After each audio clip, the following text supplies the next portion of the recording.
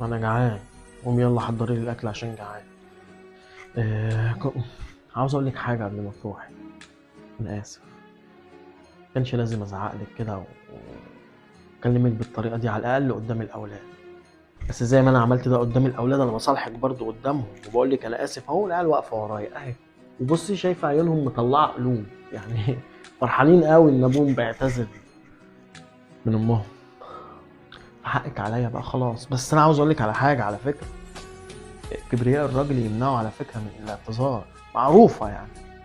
بس لما فكرت فيها لقيت ان الراجل اللي بجد هو اللي يعتذر من مراته لما يكون غلطان، ما فيهاش حاجه يعني. مش عارف الناس بتاخدها على صدرها ليه. هو اكون مفكره ان انا بصالحك علشان جعان؟ ابدا ابدا، انت عارفه مبدئي. بس الحقيني بقى عشان اموت من جوه. حقك عليا، انا اسف.